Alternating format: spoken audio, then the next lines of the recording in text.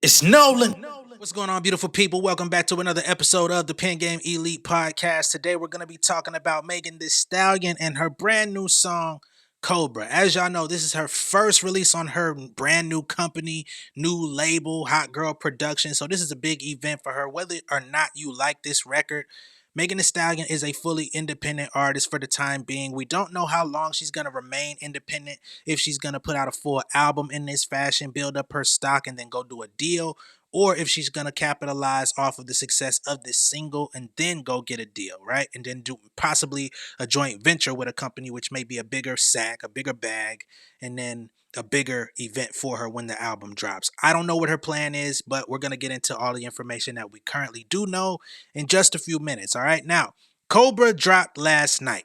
She dropped the song and the music video at the same time, which is now the industry standard. Gone are the days of dropping your single on audio first and then dropping the video on YouTube and having two separate dates. Most big artists now that have the budgets, that have the rollouts, that have the ability to choose when they want, or at least have the ability to have everything done before it really comes out, they're dropping all this stuff together because number one, it adds to the Billboard charting. The YouTube also gets tallied when you drop a single, right? So if you're getting hits on the Spotify's, Apple Music's, if people are buying the record, if people are streaming it on YouTube, all of that accumulatively adds up into your chart position, right? So that's just for anybody that ever wondered. The song itself was definitely kind of a new sound for Megan Thee Stallion. Her previous album, Traumazine, kind of introduced the idea of Megan Thee Stallion making more personal music. Up to that point, she had kept it very light, very upbeat, very twerk heavy, which she's still doing. I mean, even in the video now, she's pretty much naked. But in this new song, she talks about some of the things that have been going on in her life. She talks about depression. She talks about her relationship with Partisan Fontaine going bad. She talks about him potentially cheating on her and introducing that thought to the world. She talks about how people have been dragging her name through the mud, even through her lowest times in the industry, trying to find time for herself. This is what she has to face on an everyday basis, which is a lot to go through as an artist. You're becoming this star. You're becoming this person that everybody is trying to get next to, highly sought after. And then you go through a very traumatic situation like she did. We're not even going to get into all that right now, but y'all know what she went through. Whether you believe it happened or not, whether you believe it happened the way that it's been put out there on social media or in the public or not, all of that is being put to the side.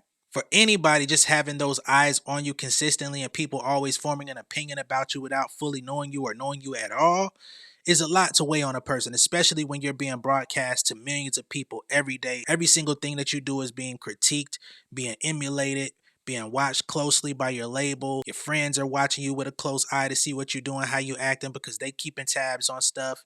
It's a lot to deal with. Now, in the music video, I mean, the song is called Cobra, so she's seen shedding her skin, shedding layers, peeling off layers of skin to move on to the next phase of her life, the next phase of her career. I mean, she's shedding her previous label, 1501. She's shedding her old relationships, right? She's shedding the situation with Tori. I'm pretty sure going into 2024, she does not want to talk about that anymore. That man is behind bars. Shedding old friendships. We know that her former best friend Kelsey was also involved in the incident. They fell out. They haven't been right ever since. So there's just a lot that Megan has been going through as a person, as an artist, as a public figure, all in one. Plus, also dealing with the death of her mother and mourning in public while all of this stuff is going on for the last few years. Now, getting back to the whole 1501 situation and her independence, let's talk about that. I got this Forbes article pulled up that we could go through right now. It says last month, Megan and her former label 1501 Certified Entertainment settled their contract disagreement and amicably parted ways, according to Variety. Just a week before the settlement, the 28-year-old rapper stated that she was funding her music career moving forward on Instagram Live. This part of my album is very much so funded by Megan Thee Stallion because we're trying to get off. Y'all know what's the tea, but I have no label right now. We're doing everything funded straight out of Megan Thee Stallion's pockets. We are in my pockets, Heidi, so let's do our big one. That's what she said to the fans. In an interview just a couple months ago, in review of everything that she's gone through, she says, I don't want to call myself a victim. As I reflect on the past 3 years, I view myself as a survivor because I have truly survived the unimaginable. Not only did I survive being shot by someone I trusted and considered a close friend, but I overcame the public humiliation of having my name and reputation dragged through the mud by that individual for the entire world to see. Cobra is the singer's first solo release since Megan's 2020 sophomore album Trauma Scene, as I stated before. The record debuted at number 4 on the Billboard 200 chart and was home to hits like Sweetest Pie with Dua Lipa and Pressurelicious with Future. So let's get into what some of the fans had to say about this new record. First up, we have Marquise Devon, okay? He says Meg was able to utilize art to such a high degree. The use of rock music is historically rebellious and feels like the same here. The shedding of skin, paparazzi, and her lyricism is immaculate, right? So, of course, this is a very different type of song. It's not your typical twerk style beat club banger, right? This beat, honestly, to me, sounded like something Outkast would have gotten on, especially with the guitar solo at the end and everything. It puts me in that mind frame of like that early 2000s Southern hip hop type vibe. I'm not mad at it. Even UGK might have got on something like this too, but it really puts me in that Dungeon Family type vibe. We have another person here by the name of Dre Bay. He says Megan is being vulnerable and raw, talking about depression, suicidal thoughts, relationship problems, and mental health while serving. I won't say that, but while serving. Then we have another person who didn't have such great things to say. He says, I wonder if Meg is annoyed that she gotta have sexualized visuals for a song about depression. And that would be Mr. Cliff Ohio that had to say that, right? Now, the thing about his remark, I think there's some validity to it that she put out a video talking about stress, depression, anxiety, suicidal thoughts, all of those things, while still having to sexualize herself or show parts of her body in order to keep the people's attention. But I don't think that she's being pressured by anybody to do this. I think this is Megan Thee Stallion's art form. I think this is how she presents her music to the world. That's been her thing. She's completely independent now. She paid for the song. She paid for the beat. She paid for the production. She paid for the production of the music video. She's paying for the marketing. All of this is coming out of her pocket right now. So if there was anything that she didn't want to do, you wouldn't have to worry about it because more than likely, we're not seeing it. This is exactly the vision that she had. Unless she has somebody in her ear that we don't know of, a hidden hand, right? If somebody from Rock Nation perhaps is saying that she needed to do this, which from what I've seen, artists on Rock Nation, they get a lot of creative freedom nowadays. It didn't used to always be that same way back when Wale and J. Cole first got there. You know, when Rihanna first got there, Rita Ora, those were the early folks. Rock Nation was trying to make a stamp on the industry. They had something to prove. They wanted everything to be out the park so that they could be valid, so that they could go toe to toe with the Def Jams and the other companies, right? Today, they're taking on people that they actually like and love, see potential in, and a lot of these artists are able to just put shots up in the gym. Sometimes their songs don't hit, sometimes they do. They still got Vic Mensa over there. They have quite a few artists that are not mainstream successes necessarily, but they're still supporting them. So I don't think anybody pressured her into making this record. I think this is what she wanted to do, and they supported her in that. Plus, she put up the funding herself. Now, where this song is going to land on the charts, I don't know.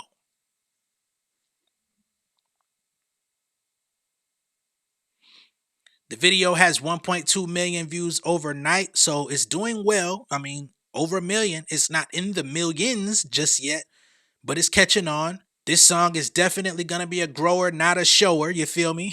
Pause. Because she didn't take the easy route. She didn't just come out with a club banger. She didn't just come out with a TikTok friendly record that probably would have 3 or 4 times the amount of views and everything on it at this point. It would probably already be on radio. Not to mention, again, this is independent. So she does not have the support of 1501, right? Carl Crawford is a multi-millionaire that runs a label himself. She's removed herself from him. She also no longer has the backing of 300 Entertainment. 300 Entertainment is basically Atlantic Records all over again because they took a lot of the primary staff that used to work over there. Leor, Kevin Lows, their whole little team. They took them, put them at 300. So all of that infrastructure that they had, all of the history, sales history, everything. I mean, since Megan Thee Stallion first hit the scene and signed with 1501, everything has come out in conjunction with 300. So you take that away, yeah, that million, she's now the big fish in a small pond of independence, right? She really kind of just inserted herself into the Joyner Lucas type niche with this release, right? Same way that Sierra left the label system for a while, put out some big singles, and then re-signed with a label to do her album. That's probably what we're going to get from Megan Thee Stallion here. I would love to see her do this independently for like 2 years or a year. But of course, the labels are probably beating her phone down, emailing, hitting her agents left and right. A deal is going to be made at some point. And I don't think she's going to keep shelling out big budget music videos like this without getting enough returns. Let me know what y'all think of all this down below in the comments. Did you like the Cobra record? Do you love it? Will you be playing this? Is this something that you're going to add to your playlist? Do you think that this has the potential to become a hit in a non-conventional way? Let me know how y'all feeling down below in the comments. If you're listening to this on any podcast platform, you might not be able to leave a comment, but it's all good. You can hit me up on Twitter or any social media at Real J Nolan, all right? I'm out. Much love and respect. I'll catch y'all on the next one. Peace. King of my city and cul-de-sac. Coming out swinging like soldier rags. Leading my people like quarterback. Boy, I study this shit, I'm an almanac. Had to get up and grind. Knowledge is booming, I'm here to apply. Came with the chip and the dip, it just single the mile. We finna do more than survive. I need my check. Spinning the block for the Gouda. We hitting the jeweler to flood out the net. We don't do beef for computers, I'm straight out the sewer. We come when you rest. Niggas be looking perplexed, so keeping my foot on their neck. No map, I trust my gut for the quest. With drama, I'm fully abreast. I was ready for years and they doubted me. All of a sudden they tell me they proud of me. I've been dropping these haters like calories. Cross them out, I came back with some boundaries. Stand for my honor, but too raw, no corner. Packing the stick with a drummer. Wanna catch my bad, won't fumble. I done came too far to be humble.